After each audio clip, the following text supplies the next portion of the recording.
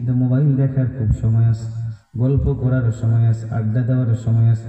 আল্লাহর কোরআন যে একটু পড়বো এই সময়টা আমরা বের করতে পারি না, ঠিক না ঠিক? এই জন্য প্রত্যেকের ঘরের ভিতরে, বাড়ির ভিতরে প্রতিদিন কিছু সময় আল্লাহর কোরআন থেকে পড়ুন, তেলাওয়াত করুন। যে ঘরে কোরআন তেলাওয়াত হবে সেই ঘরে আমার আল্লাহর রহমত নাজিল হবে। ওই ঘরওয়ালাদের প্রতি আল্লাহ স্পেশাল রহমত নাজিল করবেন।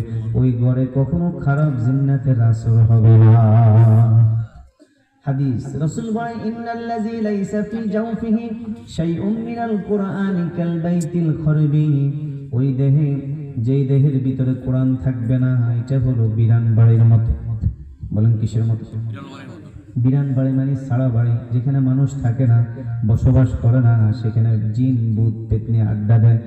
যে ঘরে কোরআন পড়বে না, কোরআন তেলাওয়াত হবে না, রাসূল বলেন এটা হলো শয়তানের আড্ডাখানা। নাউজুবিল্লাহ বলেন।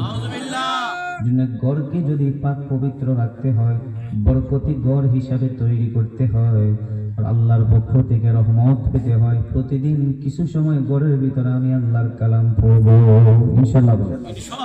নিজেও পড়বো, বিবিকেও পড়াবো।